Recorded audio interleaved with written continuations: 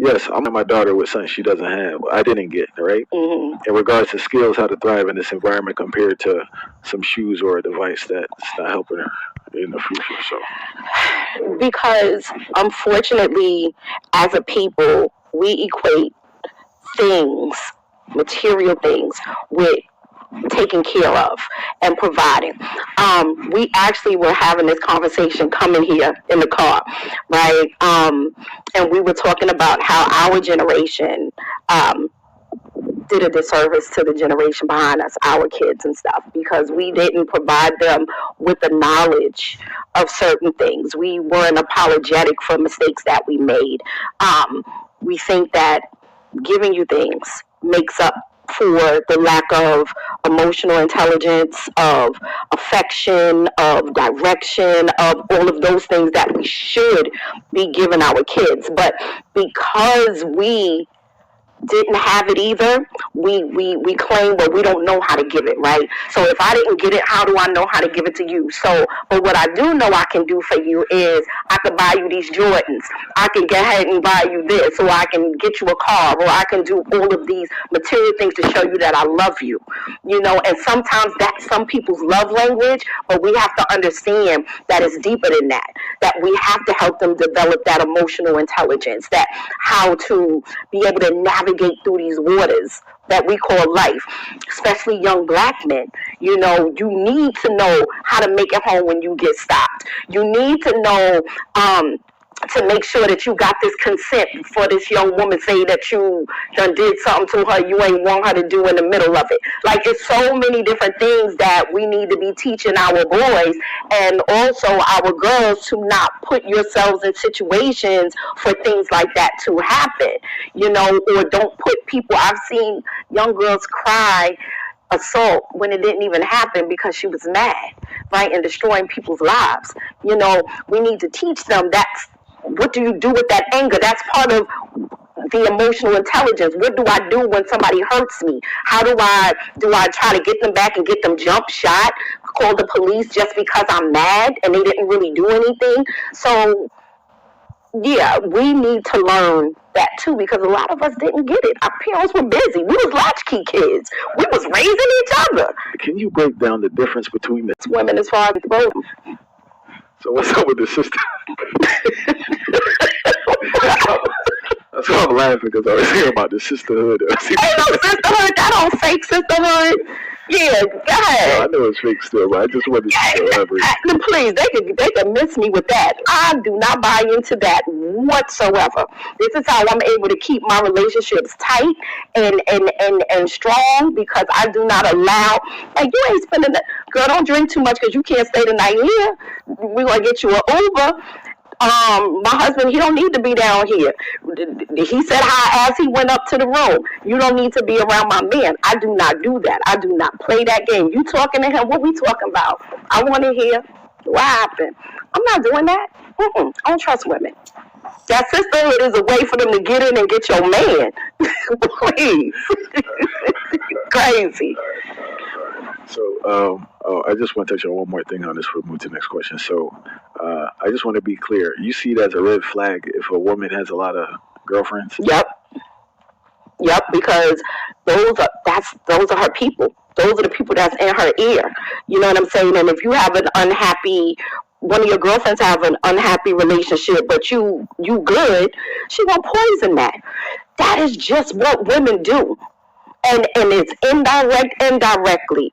They wait for something to happen to be like, girl, I told you thought that man was all of that. I told you he wasn't all of that. Here, come out with me. Or, did you talk to so-and-so? So-and-so asked about you. It's like little snakes in tall grass. Why do you think that's the case? Women I don't want to get real spiritual about it, but it's a spiritual thing, right? This is that Eve and Jezebel spirit that's going around in these women. Eve is the reason we die today, because she wanted to know as much as God did, right? So it's her fault. That's the same spirit that's going around right now. That Jezebel spirit of wanting a man to lust you. Women want what they can't have. And if you into me and she see you into me, she want that. And that's the way that some women are designed. And is that the reason for their attraction to married men? Yes, I want to see if I can take them. I don't mind being a side chick. But what's the rationale? That's the thing I don't understand, though, and I'm glad to have you on here from a female perspective, because if a man is married, right, there's a minimal chance of any long-term stable relationship, and there's a minimal chance that this man is going to leave his. Get online, and I've watched a couple of different of these divester women that call black men bullet bags, that we should do post-abortions, when you have black sons, that you don't bring any value to the world. People say that online. Are you kidding me? Yes. What they say they should call black men bullet bags? Bullet bags. It's one YouTuber. Her name is Divested Zelot. She is the worst. She is the worst. She said one time that she finds it sexy when a white cop is beating on a black man. It's a black lady that said this? Absolutely. Absolutely. Look her up. Absolutely. But this stuff stays online, and it gets thousands and thousands of views, right? So if I say something about the LGBT community, oh, I'm canceled. If you say something about black women, oh, you're canceled. The only people that we can just trash are black men, and nobody seems to care.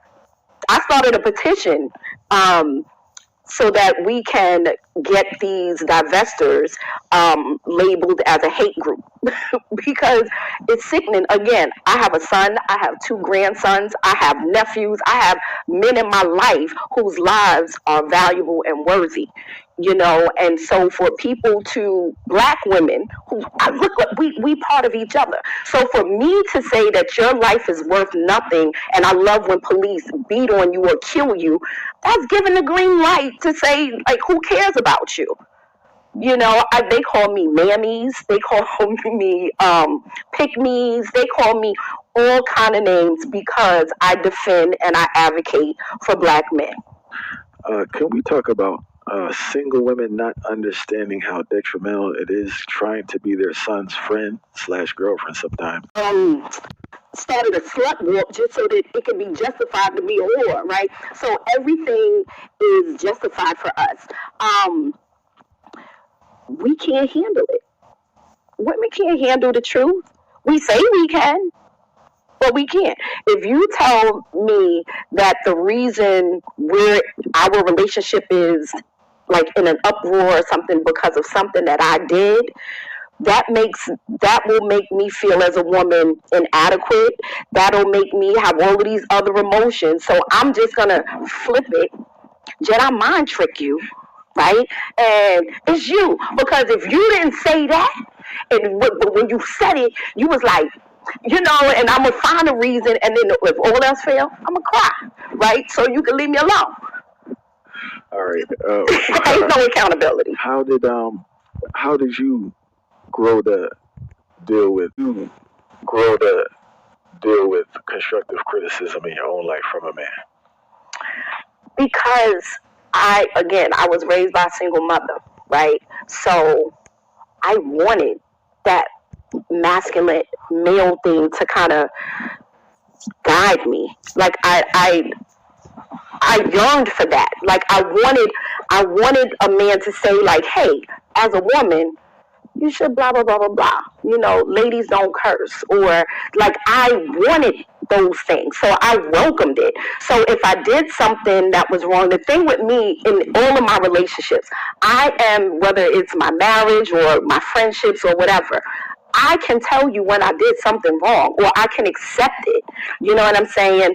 From my kids to anything. If I did something to you and you tell me that, let me think about it. I'll apologize for it, think about it, and then I'll come back and be like, yeah, I see what you were saying, this, that, and the third. So I just like peace and solution, right? Like, I'm not all for all of that hooping and hollering and yelling and that disarray and that ghetto love where we fight today and now we go in there and we had this passionate, crazy love make. Like, I ain't about that. Like, I just like peace, you know? And so, and plus being a middle child, I was told a lot of stuff growing up, right? So I wasn't the oldest, I wasn't the youngest, I was right in the middle. So I kind of was, everything was like, you did this or you did that or fix this better, do this. So I was kind of groomed to be able to receive information from people. But when I know that you love me and you have good intentions for me, I can receive that. My brother said something. He was a good. This old movie, it was from the 80s, and I had said to my mom, I was like, look how these kids look in this movie, and they're teenagers, and it's like a sense of innocence there, right? There's no innocence here anymore, right? And that's the importance of having that balance, because with mom, if mom got to work all the time, kids are left to their own devices, right? So you're learning from TV, music, whatever, your friends, the internet is crazy now, so there's really no balance anymore. So a lot of them feel like, I just don't want it, but they really do. You need it. What advice would you give to women so they can better take?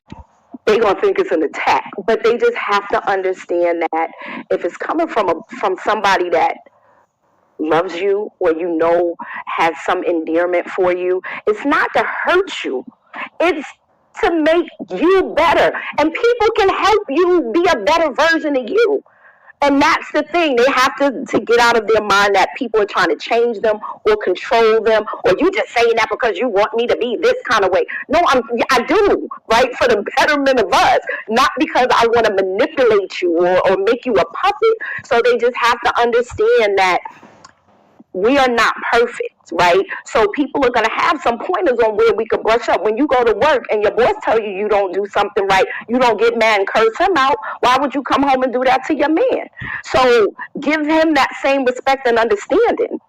And so your man is not your enemy. And if you can't take constructive criticism from him, then why lay up with him? Why be married to him? Why have kids with him? Why do all of those things if you don't want to listen to some of the things that he suggests? I want to talk about the need to speak to their spouse. They really didn't have a friend. So it's like, no wonder they were behaving like that, because they're bundling up all this frustration every day, and it comes out at different times. And sometimes it comes out in violence, sometimes it comes out in drinking, sometimes it comes out in drugs, sometimes, it could come out. Boring. Yeah, in a number of ways that it can come out. You know what I'm saying? And it's sad because, like I said, women have outlets where we can go ahead and express, and it's welcome. It's like, come, tell me what you feel, tell me all of this. Not y'all. And it's only so much a person can take before they snap. Right? So when y'all get mean or antsy, or if you do have an outlet, let's say you just want to play your game. You got niggas sitting on the couch playing the game. Right? Like, never mind you went out to work, but you just want quiet time. You don't want to talk to nobody. Like, keep the kids away from me. You just go in and let me just sit here and do this. You're not even allowed to do that, because it's all me.